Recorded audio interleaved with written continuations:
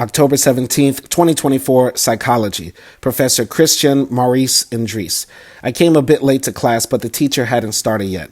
He was standing by the door and we smiled at each other as greetings. He offered to shake my hand, but it was wet, so I nicely informed him so. He said it was all right and shook my forearm.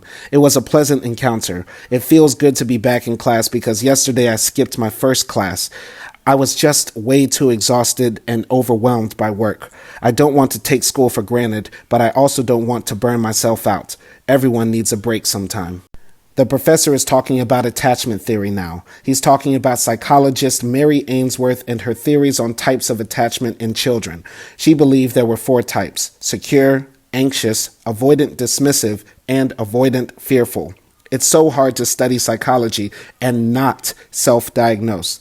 So I will try my best to resist. In different cultures, such as India, there can be more prevalent attachment styles. For example, in India, psychologists found more attachment to fathers than most, and in Germany, they found avoidance and dismissiveness were more prevalent. Regardless, these attachment styles have been noted in all societies. A frame of thinking on this is that everyone exists on a spectrum between positive and negative views of others and positive and negative views of the self. Think about being in a long-distance relationship, how trusting or mistrustful you are of your partner and how positively or negatively you view yourself will either have you calling your girl abroad every hour or feeling secure in your relationship. We watched a video from the YouTube channel Sprout about this topic that gave many hypo scenarios that can create attachment types in people. It focused on mainly early childhood. I asked the question if traumatic events later in life could change someone's attachment type. He said yes, and taking it a step further, people can heal later in life from negative attachment types with cognizance and positive interactions with others. If that's the case, I feel like in my life, I've held all 4 attachment types. See, it's hard not to self-therapize. The professor passed out the adult attachment questionnaire to the class, and he wants us to fill it out. I answered. It was a series of questions asking how well we connected with others, what we felt about intimacy, as well as our relationship with our parents. Answering was easy, but scoring is hard because he's saying for certain questions, we have to give the reverse answers. Okay. I get it now after reading the scoring scale multiple times. Psychology. Why you gotta go and make things so complicated, like Avril Lavigne.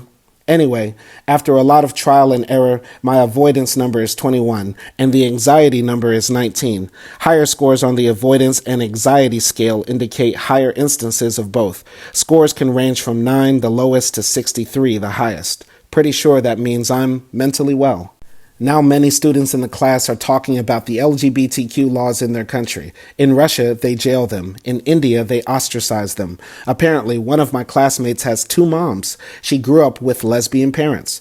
Professor Christian is obviously gay and is undoubtedly an activist for his cause.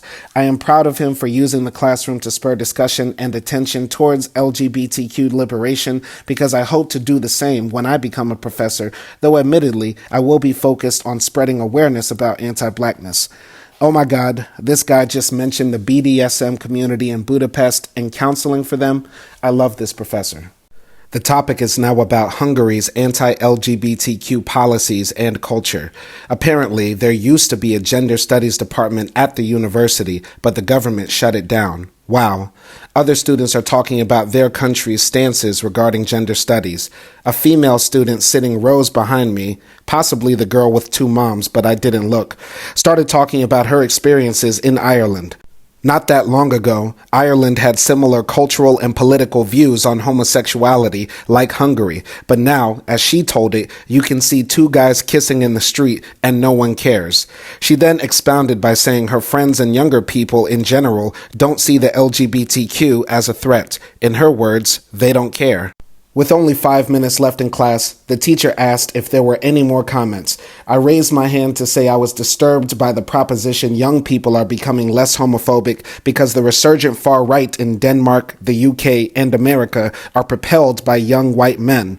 An Asian girl behind me countered that the race riots in the UK and other flashes of far-right activism are bundled with other issues like migration, which I agree with, but I'd argue the animating factor for a lot of young men is hatred and/or bigotry towards gays and trans people, though I didn't get a chance to verbalize that. I was shocked Professor Christian agreed with me, and he explicitly mentioned the rise of white supremacy and a mass shooting that occurred in Norway some years ago as proof. The girl who initially made the comment that the youth don't care replied that it wasn't meant to mean the next generation would be the panacea. She sounded really upset. I just replied, "The youth won't save us, the youth won't save us." And then that was that. Professor Christian said, "Let's not be so pessimistic." This probably got me in trouble. I just hope no one thinks I'm a homophobe, because that wasn't my point at all. Notes from the Undergrad, Chapter 14, Simon Hill.